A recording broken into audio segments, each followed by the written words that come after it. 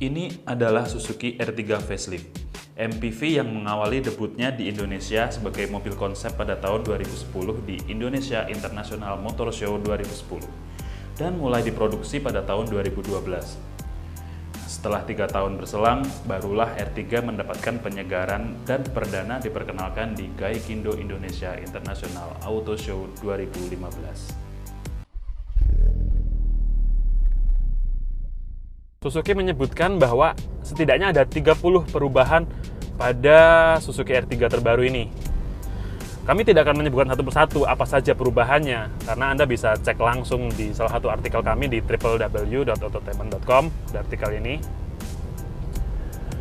Nah, sebagian besar dari perubahan tadi sifatnya hanyalah minor change saja. Sedangkan ada sekitar 5 ubahan utama yang mungkin menurut Suzuki itu adalah perubahan yang signifikan. Antara lain, misalnya ada pada airbag-nya.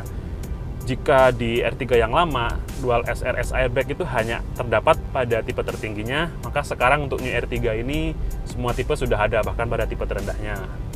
Lalu ada pada power window-nya, sekarang juga bisa auto up.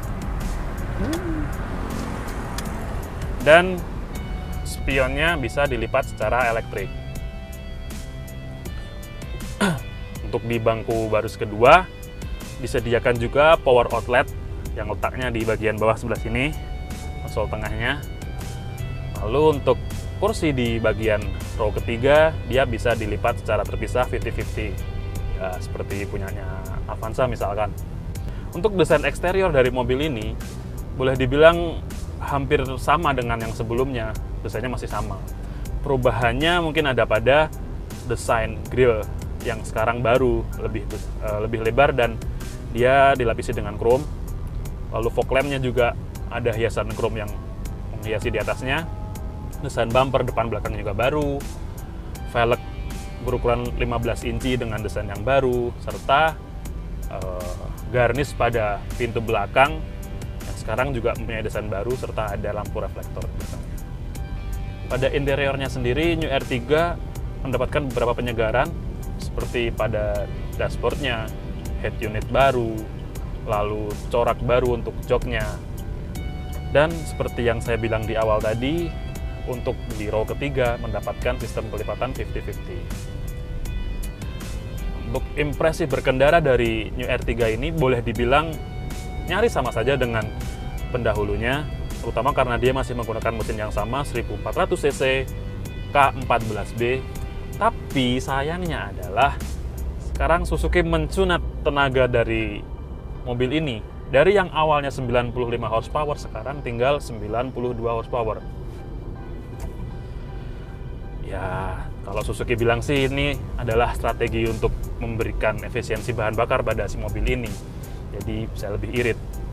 Tapi selain itu, selain pemotongan dari besaran tenaga, ada juga satu lagi yang dikurangi dari mobil ini adalah ABS. Jika pada R3 sebelumnya yang tipe tertinggi dia mendapatkan ABS, sistem pengereman ABS, maka sekarang untuk tipe tertinggi sekalipun ABS-nya tidak ada. Nah, ini ada satu bocoran untuk Anda. Pemotongan ABS tadi ternyata adalah salah satu strategi marketing dari Suzuki, karena Suzuki ternyata berencana untuk mengeluarkan R3 Dresa pada bulan Januari nanti, yang menurut Suzuki akan memberikan fitur yang lebih lengkap dan interior kabin yang pastinya lebih elegan. Oke, mobil ini sendiri ditawarkan dalam transmisi manual 5 percepatan dan otomatis 4 percepatan. Untuk harganya, New R3 ini dibanderol mulai dari 181 juta rupiah hingga 218 juta rupiah. Nah, berhubung ini adalah mobil low MPV 7-seater yang ditujukan untuk keluarga terutama, maka kita tentu harus mempertimbangkan bagaimana kenyamanan di bagian belakang. Gimana Pak, bagian belakang kenyamanannya? Di belakang cukup nyaman kok. Nah, apalagi dia masih mempunyai ruang kaki yang lapang, kepalanya juga wah lapang sekali. Ada AC double blower di sini yang bisa sampai ke belakang. Dan oh ya, ini yang paling penting karena di bagian tengah sekarang ada soket power outlet. Jadi kalau penumpang di bagian belakang mau ngecas handphone misalkan tidak perlu nebeng di bagian depan. Nah, oke, sandarannya juga enak, empuk, nyaman. Nah, di sini dia bisa ada sandaran tangannya. Karena ada sandaran tangan seperti ini, kalau saya pribadi sebenarnya daripada mobil ini buat 7 penumpang, lebih enak buat 6 penumpang aja, karena jadi bisa sandaran ke sini dan ini dimundurkan gini. Hanya enak sekali, lega.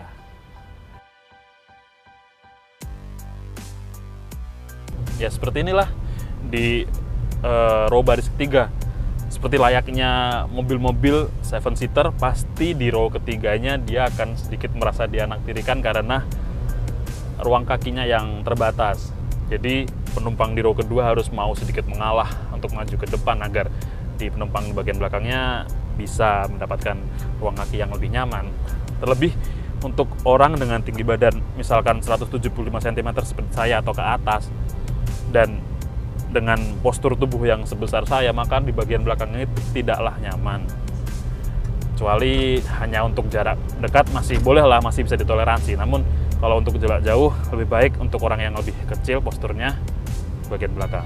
Tapi si R3 ini untuk penumpang bagian belakangnya juga sudah dilengkapi dengan masing-masing seat belt. Ada pegangan tangan juga di sini kalau misalkan terasa manuvernya. Karena di bagian belakang ini saat si pengemudi bermanuver paling terasa sekali di bagian belakang goncangan dan gerakannya. Oh, ada lampu juga di sini. Nah, seperti sudah saya bilang di awal tadi, kursi di row ketiga ini dapat dilipat dengan pengaturan 50-50 yang bisa dilipat melalui pengaturan di sini. Ada tapinya, tarik begini. Oke, nah seperti inilah kira-kira bagasinya jika row baris ketiga diturunkan.